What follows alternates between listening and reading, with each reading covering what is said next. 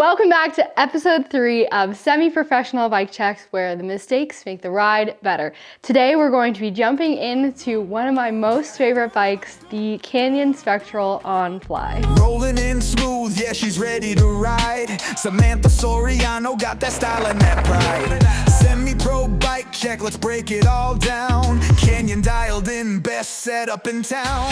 Grip it, rip it, send it right. Every bolt tight, every line just right. From the bars to the brake, she's got that flow. Semi-pro setup, let's go, let's go. I'm riding a size small and it comes stock as a mullet and the frame is carbon fiber. I have both the Spectral On and the Spectral ONfly. I really have enjoyed riding the Spectral On, and I wasn't sure how much of a difference the Spectral ONfly would be, but wow, I love this bike. It is the best e-bike I have ever ridden. So riding a full-size e-bike, it kind of felt like I was fighting the bike a little bit just because of its weight.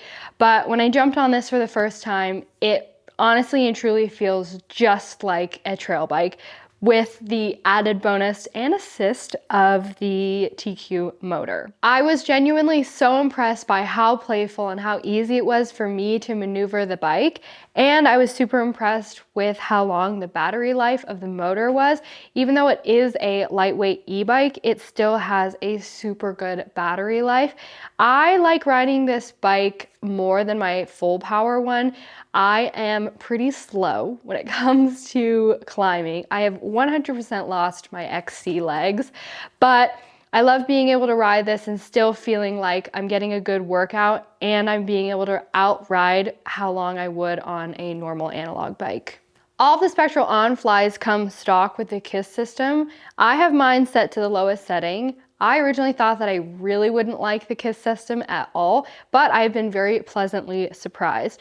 I rode a pretty technical trail over the summer when this bike release happened, and I was so surprised by how stable and how centered I felt on my bike. It was honestly shocking.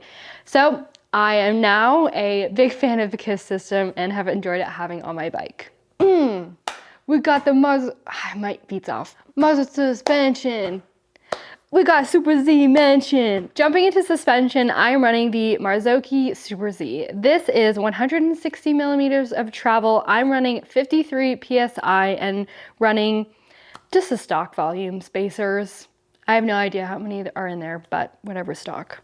I am running 6 from closed on both my high and low speed compression and 13 from closed on my rebound. Similar sentiment as my Torque AL, but I have loved running the Super Z because of the thicker stanchions. The bike just feels way more supported and way more stable. We got the Bomber Air, 150 millimeters of... Wait, no. We got this. We got the Bomber Air, 158 PSI of air in there. And same as every bike, I'm running the Marzo Bomber Air. This is 150 millimeters of travel and I am running 158 PSI. I am 10 clicks from closed on my rebound and I'm about a 90-degree turn from closed on my compression. Now, I tend to gravitate towards air shocks on all of my bikes. With my height and my weight, I prefer the air shock progressiveness versus a coil's linearness.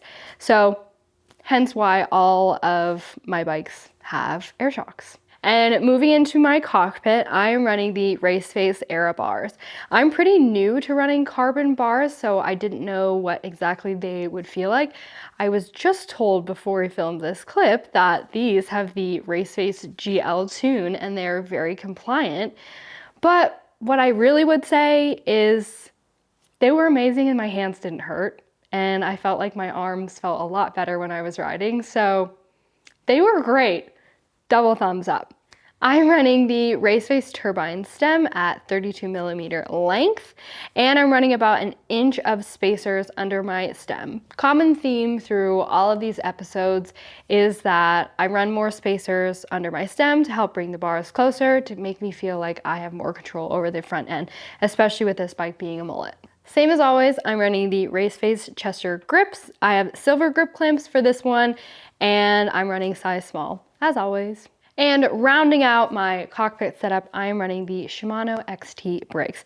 These brakes come stock on the bike, but I've really enjoyed them. No big thoughts or feelings. For rotors, I'm running 2 or 3 rotors, front and rear. These come stock on the bike.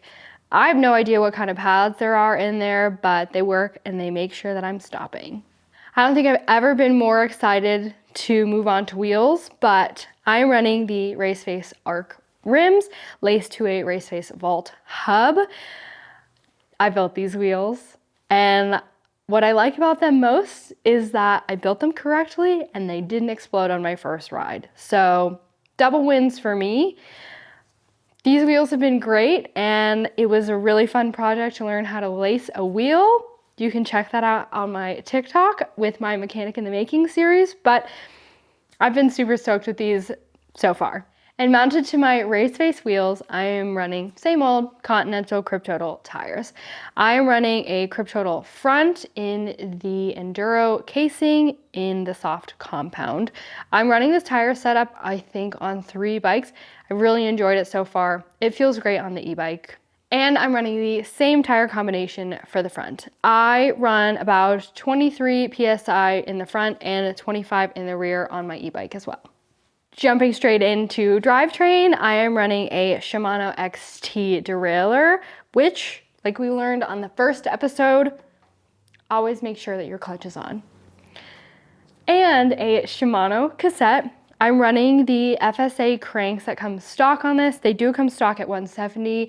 I wouldn't probably ride 170 length cranks if they didn't come stock, but I'm just running it how it is. And a Shimano SLX shifter. Got it this time. For pedals, I am running the Crank Brothers Mallet DHs. I prefer the DH version of the Mallets versus the Enduro ones. I just feel like they feel better on my e-bike. I also have been riding clips since I think I was 5 years old from racing BMX. So I feel very at home on clips, and I run clips on all of my trail bikes. So these are always a staple. And for this bike, I have a metallic, I should say sparkly. And for this bike, I have a sparkly black I Can Do It sticker. If you haven't gotten an I Can Do It sticker yet, head over to icandoitbyss.com to get yours. And that is my Canyon Spectral ONfly all wrapped up.